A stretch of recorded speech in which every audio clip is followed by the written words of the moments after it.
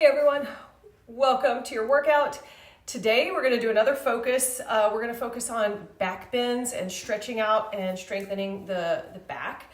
So we will be belly down for a couple of exercises, and then we will be doing a wheel or a variation of the wheel. You can use a big large ball or some sort of thing if you're going to arch your back over it, if that is comfortable for you. So let's go ahead and give it a shot. You just need a ball if you have one. Otherwise, just use your hands to the floor and try to press up, or we'll do some bridges that will help with those exercises. So I'll catch you in just a second.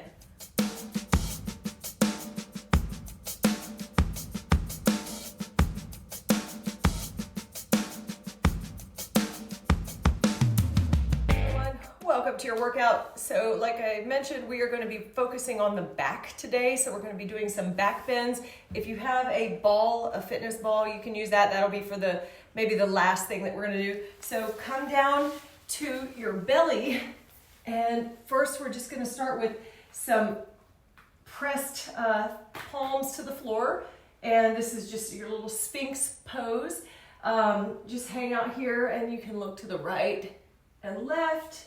And let's build up a few of these, and then we're going to add in some little kicks. So the right and the left are going to alternate. We're just stretching out our lower back. Oh, you going to sleep, little buddy? So just doing a few of these single leg kicks. And then we're going to go into our double leg kicks.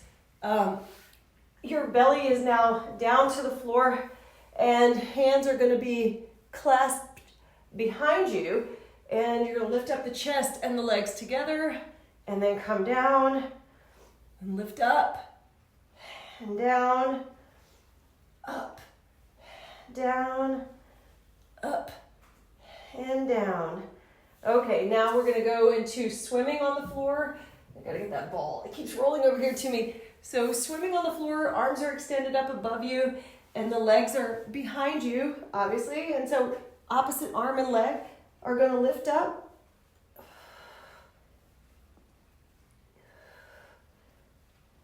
You can go fast or slow.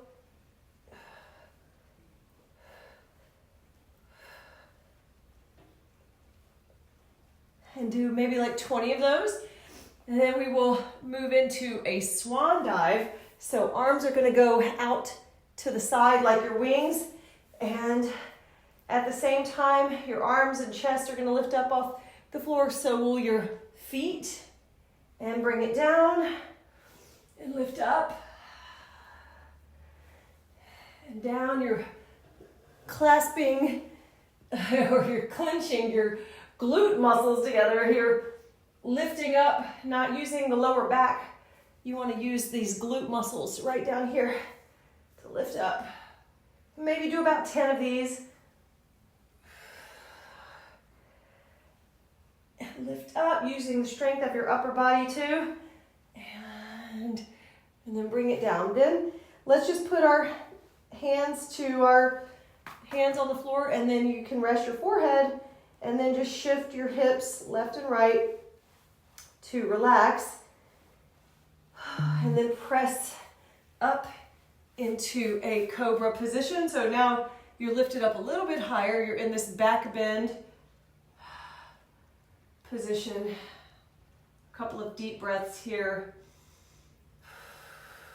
Sometimes the poses that are the most uncomfortable, I've heard that these are the ones that you need to be doing.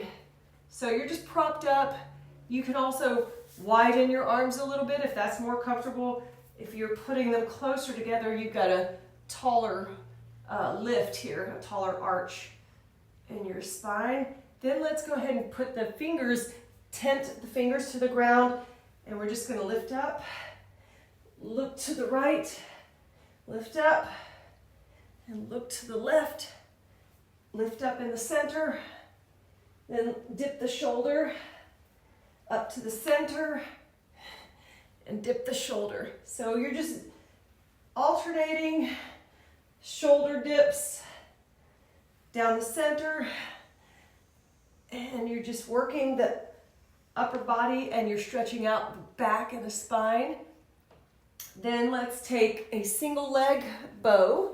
So one leg is extended out behind you, and the other leg, you can rest your head on your forehead on your hand and just do single leg lifts. Let's do 5 of these. 3, 4, 5. Just try to pick up that quad off the floor. Take the other leg and lift it up. 1, 2, 3, 4, 5. Release it. Now take both hands back. See if you can grab your feet or just reach back with your hands without grabbing your feet if you're not able to do that. Or if you can, grab them, go ahead and pick them up, lift your hips and quads, and rock on your, well, you're rocking on your hips. Your quads are lifted. You're rocking back and forth for about 10.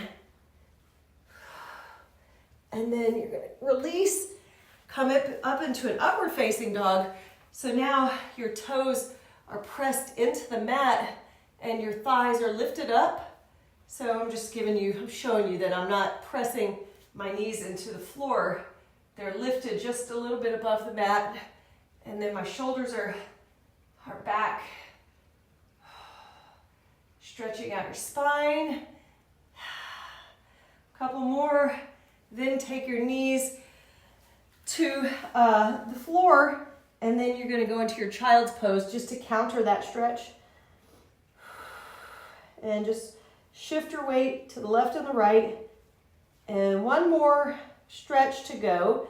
The wheel, you can use your ball for assistance. So if you're using the ball, all you're going to do is come on top of it and like similar to a bridge position, and you're stretching your arms out behind you. So this is an assisted wheel. Press your hands into the floor and see if you can sort of bounce a little bit up and down. So you get used to that feeling of lifting and arching your spine into this back bend. That'll be the way you do it using the ball. Or you're going to come down to the floor, to your mat, and you could just start out by doing some bridge exercises. You can put your hands underneath and lower and lift. Try to go up a little bit higher. Bring your shoulders in under the mat.